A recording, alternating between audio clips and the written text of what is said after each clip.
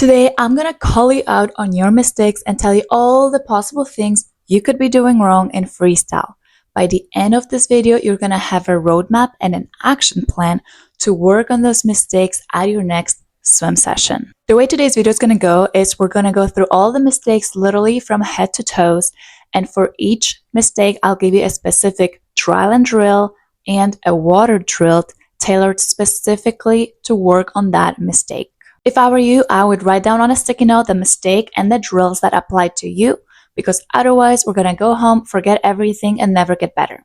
And I don't want that for you. So let's get started and let's make some actual progress. Oh, and one more important update. I recently started a swim Instagram that I'm having so much fun working on, and it would make me very happy if you visit, follow, and get something valuable out of it.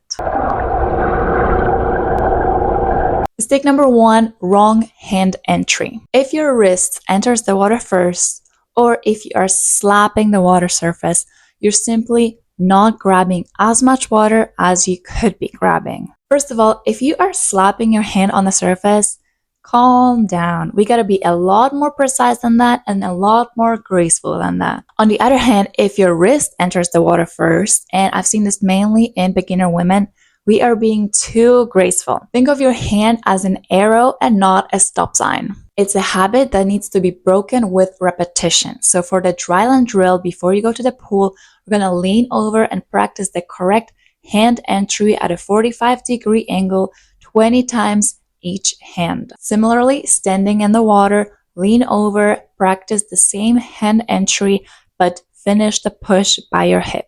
Mistake number 2, dropping elbow. If you are bringing your elbow to your ribs, you are not moving the water.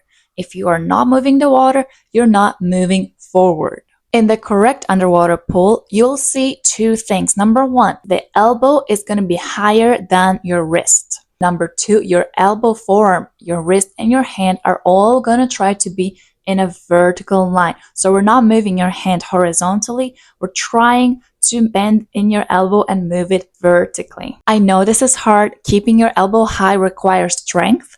So for the trial and drill, let's grab a small weight. It could be even a water bottle, and practice the pull keeping a high elbow. Make sure that your shoulder is rotated forward. In the water, we're gonna kick with our arms out in the front, faces in the water. Would be good if you had a snorkel for this, but if not, don't worry.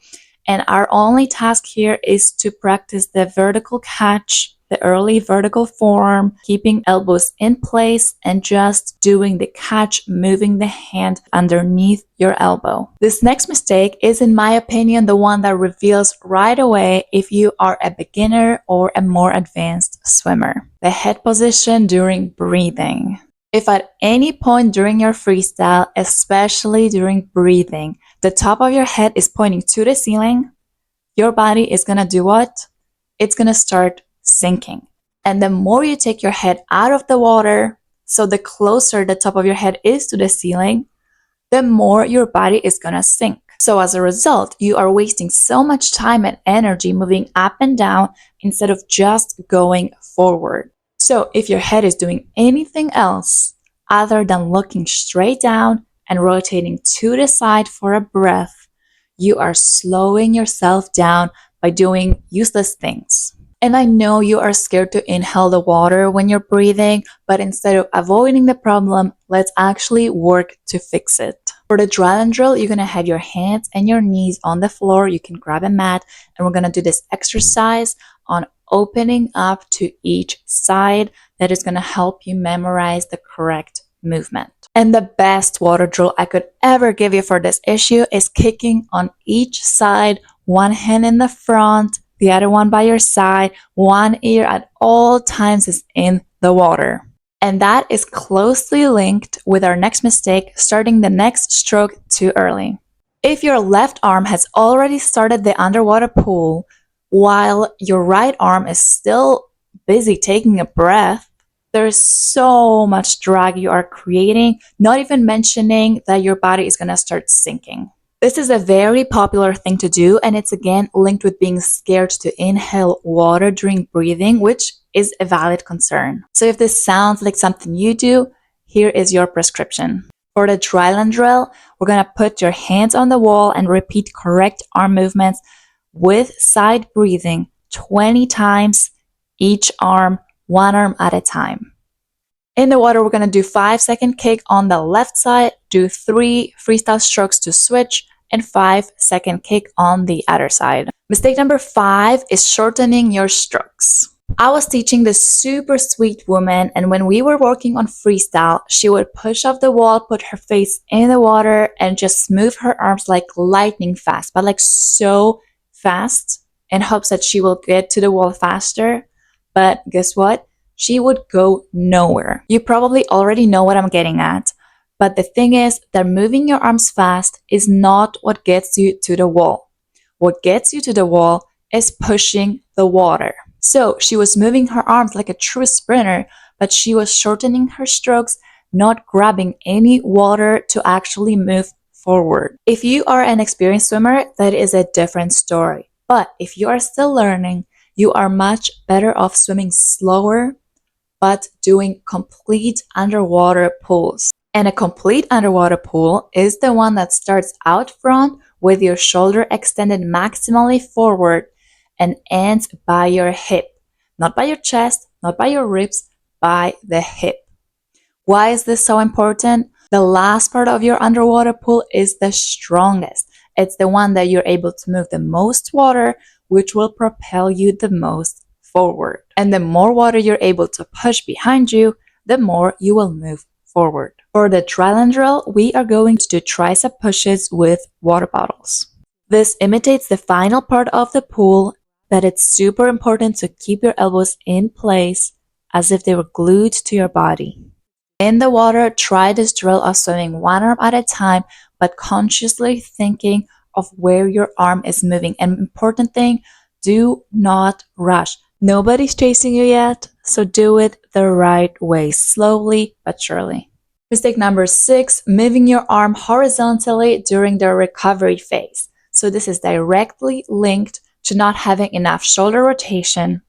And basically what that means for you is that A, your arms are not getting rest they deserve, and B, you are taking a scenic route, swimming side to side instead of going straight to your destination. Whether you are taking a breath or not, rotate those shoulders. Allow your legs to roll slightly too, and move that arm from back to front above the water. And bonus points if you keep a high elbow. For the triathlon drill, let's work on shoulder flexibility.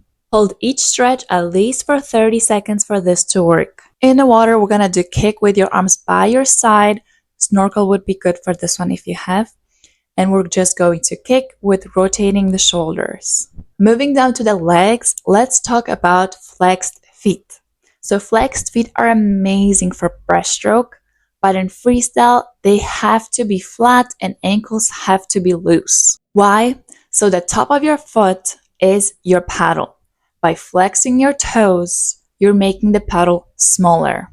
Try kayaking with a stick and see how far you get. For the triathlon drill, we're gonna lay down on the floor, put our feet on a pillow, and try working those legs up and down. For the water drill, try to purposely kick with your feet flexed for 5 seconds and then switch to flat feet, ankles loose for the next 5 seconds, and repeat this alternating until you feel the difference. And the last mistake for this video is sinking legs. So there are 2 things that dictate how fast you swim. Number 1, generating the force by pushing the water, and 2, reducing the resistance that slows you down.